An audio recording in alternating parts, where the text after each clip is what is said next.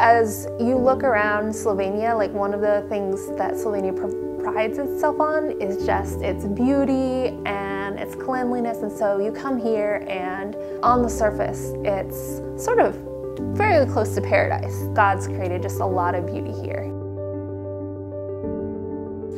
They have what looks like on the outside a beautiful life, but really they're lacking any kind of hope, any kind of fulfillment. There's not room for growth, really, and if they're putting their hope in material things, it's pretty hard to achieve here. They don't make a lot of money compared to other countries, so everybody's looking for an out. They would dream of going to Germany, dream of going to the US to get a better job, to get more money, to get this picture-perfect life that they think will make them happy. But in the end, we know that's not what offers them real happiness and real hope and real joy.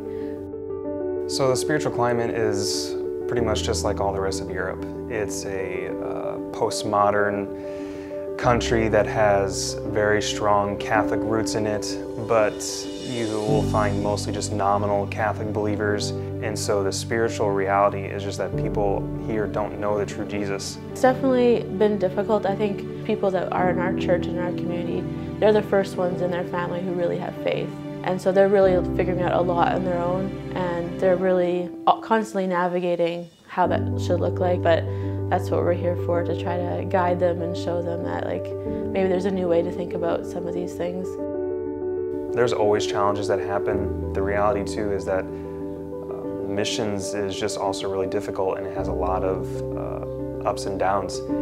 We've had various situations where we've kind of had to say, stop, you know what, that's culturally acceptable, but you can't do both. You either have to decide to follow God, or you have to decide to follow what the world says is okay, what feels great, but to watch them walk away is really, really hard.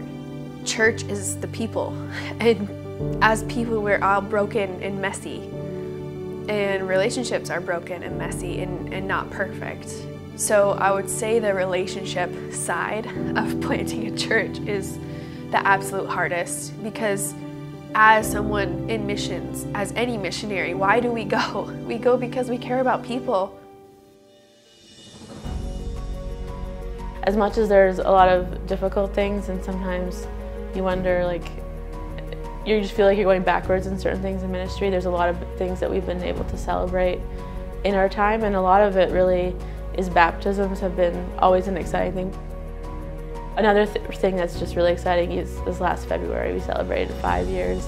5 years? Our church has actually been a church for 5 years, and there's been times where we talked about as a team, it's it felt so delicate, but I feel like God has just continued to show us over and over again, this is my church, this is in my control and in my hands. It's really, really incredible to see where God's brought us from. So I would love to see in the next 5 years for the church here in Koper to be a part of sending our team to plant a church in another city that doesn't have a church yet. Our elder, Andre, lives in a city that's 45 minutes roughly away from here.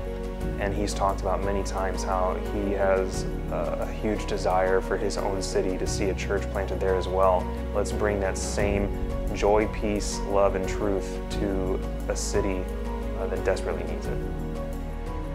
We're just looking forward to whatever God's going to do next. He's already done so much over the last 5 years when we step back and look at all He's done. He's brought the church this far, and He's building it, and so we're excited to see what He's going to do next.